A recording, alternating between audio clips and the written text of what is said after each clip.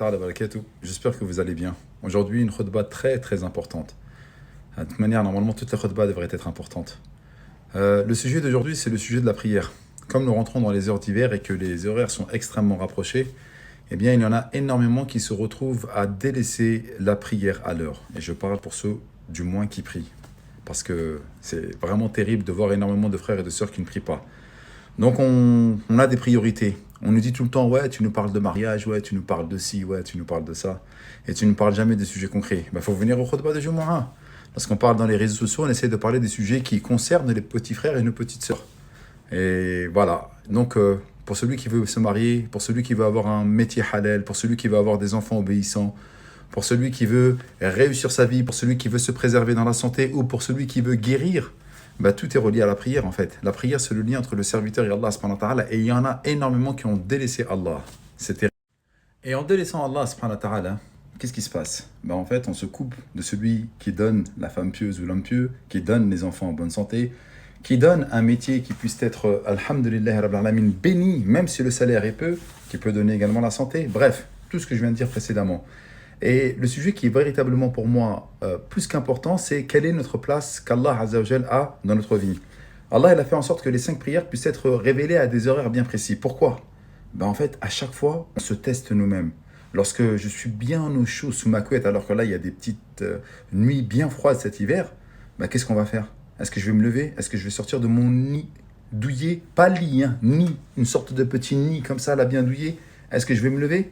Ah, on ne sait pas. Ou lorsque c'est l'heure du travail, est-ce que je vais avoir confiance en Allah, subhanahu wa ta'ala, qu'on appelle Ar-Razaq, celui qui donne la subsistance, ou j'ai plus confiance au boulot, ou j'ai plus confiance au salaire? Ouais, mais Mehdi, le travail est également une adoration. Arrêtez, s'il vous plaît. Non, arrêtez, s'il vous plaît. Le travail est une adoration. Oui, le travail est une adoration lorsque c'est un travail licite, parce que c'est un travail qui respecte les injonctions primaires de l'islam, à savoir la prière à son heure. Bref, si la prière n'a pas une place centrale, n'est pas un élément central dans votre vie, n'est simplement qu'un accessoire, et surtout en hiver, ouais, je vais faire Dhahr, seulement après derrière, mais parce que le travail c'est important, je dois payer mes charges, je dois payer mon loyer, et je sens déjà la polémique qui grandit, j'entends déjà les sœurs et les frères qui me disent, ouais, mais tu te rends pas compte, c'est difficile, la vie elle est difficile. Mais qu'est-ce que je suis en train de vous dire en fait? Est-ce que c'est Allah Azza wa Jal qui donne, ou vous avez plus confiance en vos actions? Est-ce que c'est Allah Azza wa Jal qui donne, ou vous avez plus confiance en votre patron? Est-ce que c'est Allah subhanahu wa ta'ala qui donne, ou vous avez plus confiance en votre fiche de paie et les zéros qu'il y a derrière le 1 ou le 2, ou le 3 ou le 4? C'est qui donne? C'est Allah qui donne. Et donc la prière, justement, vient montrer de manière concrète notre tawhid, notre unicité et notre confiance que nous avons vis-à-vis d'Allah subhanahu wa ta'ala. C'est pas une petite chose, la prière. C'est pour ça qu'elle est très importante. C'est pour ça que... Et donc, permettez-moi, lorsque je rigole, mais parce que, voilà, encore une fois, on ne matérialise pas notre confiance en Allah subhanahu wa ta'ala par le biais de la prière. S'il l'a fait à des horaires bien précis, c'est pour que nous puissions faire une introspection à nous-mêmes. Est-ce qu'Allah est important dans ma vie?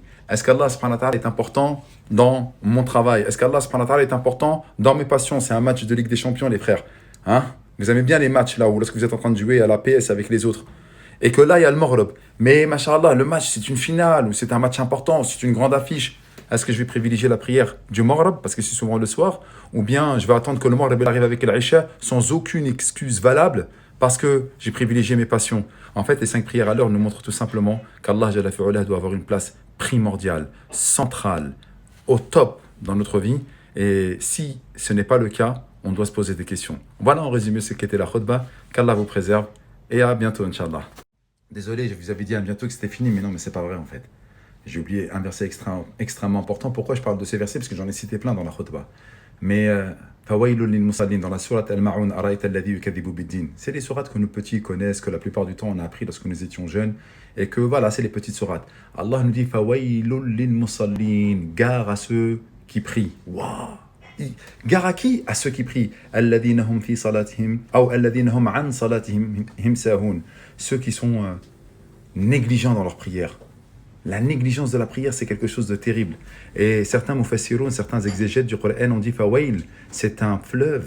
Voilà, on est obligé de parler un petit peu pour piquer. Vous avez vu, j'ai fait l'espoir, j'ai essayé d'être factuel, mais il faut également avoir la crainte d'Allah. C'est un fleuve qui est réservé à ceux qui prient, mais qui ont été négligents dans la prière.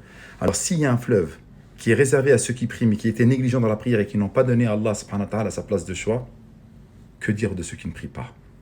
C'est chaud. Allahu Akbar.